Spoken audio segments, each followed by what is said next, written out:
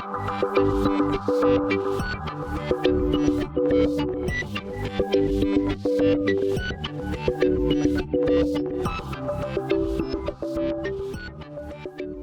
Paul Wiraditi dan kali ini kita akan berdiskusi menarik tentang wilayah Mepago dan COVID-19 sendiri bersama nanti narasumber Ketua Asosiasi Wilayah Mepago sendiri, ada Bupati Nabire, Bapak Iyas Yasdo. Nanti kita akan berdiskusi seperti apa tentang strategi mereka di wilayah Mepago untuk mencegah, menangkal dan mempersiapkan wilayahnya dalam new normal yang terlebih dalam konteks relaksasi yang telah ditetapkan oleh pemerintah Provinsi Papua untuk dijalankan. Baik, saya langsung saja kepada narasumber kita. Bapak Yasdo, selamat datang di Jayapura, Bapak. Selamat. Sehat selamanya?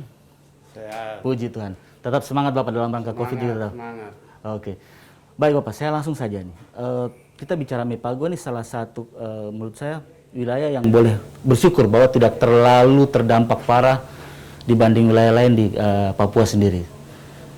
Apa yang Mepago lakukan sendiri, strategi seperti bagaimana sehingga bisa lebih antisipatif untuk ini? Baik, kami wilayah Mepago itu dulunya ibu kota Paniai di Kabupaten Nabire. Nah, jadi itu wilayah Mepago itu pemegaran beberapa kampung, yaitu Kabupaten Paniai lama itu pemegarannya sekitar 7 kabupaten. Jadi sekitar 4 kabupaten itu bahasanya, kebiasaan, keberadaan, tradisi masyarakatnya sama, termasuk Nabire juga. Jadi kami pikir-pikir masalah virus ini lebih baik karena Nabire adalah sentra, masyarakat naik turun. Jadi pintu gerbang begitu untuk wilayah lain? Ya, sentral, jadi darat, udara, laut. Nabire sentral dan cepat. Saya panggil dan kita koordinasi, saya sebagai ketua asosiasi wilayah Mepago, saya undang mereka. Kita sama-sama bersatu untuk menangani COVID-19 ini. Lalu ya mereka komitmen. Kita lihat kita punya budaya, ada istiadat, tidak sama dengan wilayah lain. Kalau COVID itu dapat, misalnya satu orang meninggal, ya meninggal betul, kita kan paling 2 malam 3 malam atau pegang-pegang dia karena sedih. Kalau COVID kan ya dilihat, kalau pegang itu sekaligus bawa penyakit. Betul. Tertular ya? Okay. Tertular. COVID ini kami wilayah Mepago tidak cocok. Kalau dapat siapa atur siapa. Akhirnya saya undang semua rekan-rekan para bupati. Kita harus bersatu dan kita harus putuskan mata rantai. Komitmen para wilayah Mepago, mereka sudah bantu ke Nabire supaya langsung tangani alkes semua. Dan kita komitmen pelabuhan kapal tutup. Yang sekarang yang dapat di COVID-19 di Nabire, 16 orang ini di Nabire ini yang dapat dari Goa ini. Memang kapalnya kami sudah tolak, dari Nabire datang tapi kami tolak, tidak mau terima. Akhirnya mereka turun di Manokwari, Papua Barat. Pakai fasilitas lain ke Nabire? Hanya ada lewat darat, ada lewat ini, diam-diam mereka tiba di Nabire. Kebetulan mereka ini kita tangkap, langsung periksa, langsung diperiksa. Begini 16 orang yang asal dari Goa. 16 orang ini kita tekan. Yang lain semua jalur yang ada di Nabire itu kita jaga, tim jaga antara TNI, Polri dan kami pemerintah daerah dengan tim COVID, tenaga medis. Akhirnya ya sampai hari ini tidak naik terlalu. Ya. Baik, itu strategi mungkin yang diketahui bahwa menutup akses dan sebagainya, akhirnya bisa menekan hanya 16 tadi. Persoalan berikutnya Bapak, Nabire sekarang kan buka kembali bandara untuk kapal laut, tidak ya Pak? Ya. Ya. COVID sendiri belum hilang. Enggak. Kota Jayapura, Papua lebih khusus sendiri masih punya tren positif naik Bapak. Ya. Artinya chance atau potensi untuk kembali ada. Bagaimana Nabire dan wilayah Mepago ini mempersiapkan diri? Ya, kemarin kami tanggal 24 kami sudah diputuskan bahwa sudah tentukan 2 hari dalam 1 minggu. Nah, hari Senin dengan hari Jumat. Itu pesawat ya paling 2 jenis pesawat, Garuda dengan Wings. Nanti jadwalnya mereka atur. Nah, apakah hari Senin itu Garuda, Wings itu hari Jumat. Itu pengaturan nanti di sana. Kami tunda beberapa hari lagi. Kemarin sampai hari kita akan buka hari Senin. Itu sudah komitmen. Jadi selama ini kan ada belum persiapan di airport. Ya, jadi tim harus diperkuatkan di airport. Semua elemen atau TNI, Polri dengan semua masuk jaga di airport dengan alat-alat. Kita sudah beli alat-alat yang dikumpulkan uang itu. Kita alat sudah lengkap, tinggal tenaga. Oke. Alat yang dipersiapkan kan pasti alat juga, namanya alat-alat kayak rapid test seperti itu ya. Akurasinya sendiri kan tidak bisa diyakinkan 100%. Ya. Artinya kemungkinan untuk bisa tembus sampai ke kota sendiri itu sangat ada. Ya, ada. Kesiapan untuk fasilitas kesehatan sendiri, rumah sakit, tenaga medis bagaimana? Itu kalau masalah peralatan alkes sudah lengkap. Tinggal tenaga dokter, misalnya dokter spesialis jantung hanya 1. Nah, dengan kondisi dokter spesialis yang minim, bagaimana Bapak bisa meyakinkan bahwa Nabire siap? Ya, jadi kami minta juga, dan kita semua kerja keras karena kondisi seperti itu. Karena tenaga medis siap, hanya dokter masih, tapi ada dokter lain, ada kami 19 dokter. 19 dokter spesialis. Ya. Sementara kebutuhan dokter paru sendiri cuma 1. Ya, itu yang saya bilang. Sangat riskan, Bapak. Masih ini. Tapi dia bisa. Ya, dia cepat kerjanya, bagus. Oke, baik, coba kita berbicara. Tadinya dia sudah kurang sampai tadinya 22 ya, semua pemerhatinya. Tapi turun sampai 14 sudah, tinggal 8. 8 ini pun juga sebenarnya sudah selesai. Tapi ada yang malam keluar masuk, dia tambah keluarga lagi masuk, tambah lagi yang dia juga. Jadi 3 kali. Ya. Oke, ini kita bicara tadi soal yang tenaga medis yang minim. Nah, sekarang kita berbicara apakah Nabire sendiri lebih khusus sebagai pintu gerbang untuk ke wilayah Mei mempersyaratkan bahwa ada syarat-syarat administrasi untuk masuk ke Nabire? Ada. Oke. Jadi sementara kita buka, ini prioritas masyarakat ber-KTP Nabire yang ada di luar. Itu yang prioritas. Persyaratan medis lain yang harus dilengkapi ada? Nah, dilengkapi dengan surat tenaga medis atau COVID-19. Bagi mereka yang masuk harus surat dari sana di tempat asalnya, kembali ke Nabire harus ditunjuk.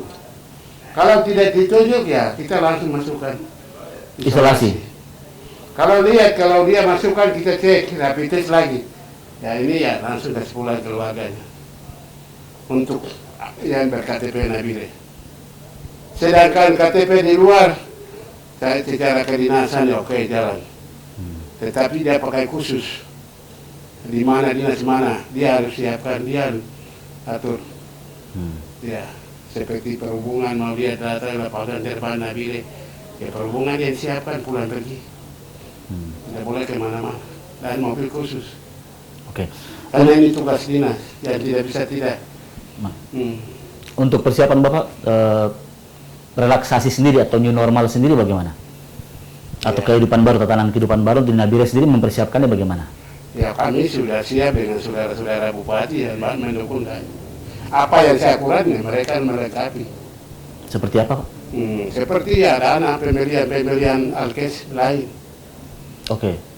Berarti support dana yang diharapkan dari bupati-bupati yang lain di wilayah Mepago. Oke.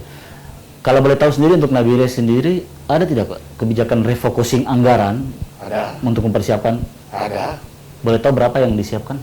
Cukup besar juga karena kita ini semua SKPD, nah ini kan tidak keluar ke daerah.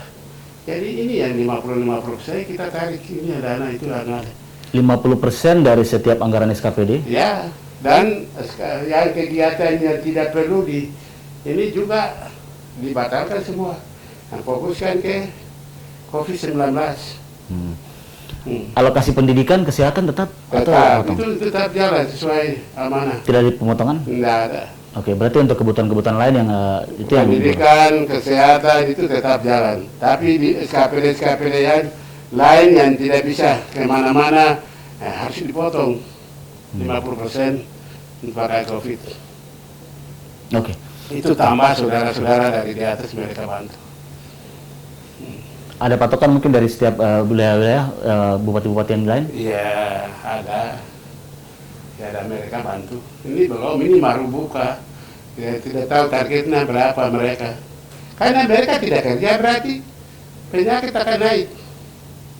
Tidak bantu berarti penyakit akan naik dari masyarakat yang berbahaya di atas.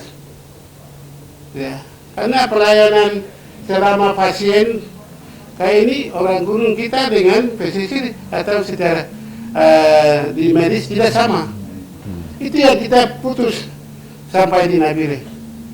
Kalau satu orang Papua dapat, terutama wilayah Mepago, siapa atur siapa? Karena kita tidak langsung kasih dikuburkan atau ke kuburan, tapi kita pegang 2 hari, 3 hari, berarti situ semua kan rumahnya dapat. Oke. Terkait semua.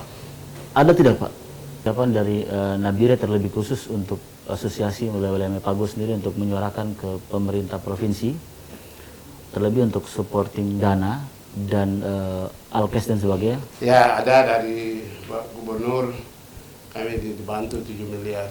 7 miliar? Ya, Cukup Pak? Ya, tidak cukup Pak. Nah, Itu yang kami minta, dana OSUS itu dikembalikan seutuhnya. 80% maksudnya semua kembali atau bagaimana? Ya, ya. Kondisi begini baru kena bisa adakan PON. Ini merugikan orang Papua. Apa untungnya orang Papua PON ini? Karena PON ini adalah agenda nasional yang dititip di Papua. Jadi sebenarnya tidak susah, dana ada. Hanya karena dipotong. Selama ini kami layani masyarakat, bantuan masyarakat, bantuan gereja, bantuan pendidikan, semua dipotongkan balik. Kami daerah jadi masyarakat dengan kami tidak aman. Kok kemarin sudah ada, kok kenapa sampai hari ini tidak ada? Berarti karena PON ini juga Bapak memberi sinyal bahwa gara-gara PON ini juga akhirnya pasukan dana sendiri, kebutuhan dana sendiri di wilayah Mepago lebih khususnya dia. Bukan, kami para bupati semua dipotong. Dana kemarin 2 tahun menjalan. Jadi kami mau supaya dana ini dikembalikan, mau penanganan COVID ini. Ini menyangkut orang Papua. Dana otsus. Sementara sebenarnya peruntukannya dana otsus tidak untuk COVID, Pak. Ya, kami kalau khusus untuk dana kami di daerah ya ada yang dana ada yang tidak ada. Jadi kita bisa pakai dana khusus untuk kepentingan masyarakat itu sendiri. Kalau saya bisa pakai tapi tidak ada. Dan penting orang selamat. Bagaimana caranya Pak untuk memakai dana otsus? Regulasinya tidak memungkinkan untuk menggunakan dana otsus sebagai penanggulangan COVID. Daripada tidak ada. Sangat riskan Pak. Nah, jadi dana yang 7 miliar dikasih ya 5 miliar untuk alkes, 1 untuk kesehatan. Ya, jadi kami seperti penggunaannya seperti itu. Ini mungkin yang terakhir ya, atau gimana? Mungkin Bapak ini yang terakhir. Kami ingin mendengar bagaimana sih respon masyarakat di atas sendiri terhadap apa yang terjadi untuk new normal sendiri, bagaimana mereka menyambut, bagaimana mereka mempersiapkan diri. Jadi itu khusus untuk Nabire ya juga sudah sadar bahwa ini virus itu berbahaya dan di masyarakat Mepago ini Sementara mereka memang jaga dan dijaga oleh petugas. Semua ada pos-pos antar kabupaten. Deyai, Nabire, Dogiai ada pos 2. Dari Deyai, Dogiai ada. Dari Deyai, Paniai ada. Paniai ke Intan Jaya ada. Semua jalur kita semua pos. Akhirnya orang Mepago tidak dapat pada hari ini. Dan mereka sekarang, mereka ini khawatir setelah COVID ini selesai, jangan sampai musim kelaparan, mereka kembali ke bertani. Himbauan kita. Semua para bupati Mepago sudah sampaikan ke masyarakat, harus kembali berkebun. Berarti bentuk ketahanan pangan sendiri yang sudah dipersiapkan strateginya untuk kembali berkebun. Ya, jadi pemerintah siapkan bibitnya, ya harus dibagi kepada masyarakat. Karena COVID ini kami belum tahu kapan selesai. Ya. Begitu. Baik, terima kasih Bapak Isis-Do untuk waktunya berbincang-bincang dengan kami dari Noken Live, terlebih untuk strategi bagaimana menangani, mencegah dan mengatasi wabah pandemi COVID-19 di wilayah Mepago sendiri. Terima kasih Bapak untuk. Terima kasih, mudah-mudahan Tuhan bantu kita wilayah Mepago aman. Amin. Terima kasih. Demikian pemirsa Noken Live, perbincangan kami bersama Ketua Asosiasi Bupati Wilayah Mepago, Bapak Isis-Do di Sentani. Atas perhatiannya kami ucapkan banyak terima kasih. Tetaplah bersama Noken Live.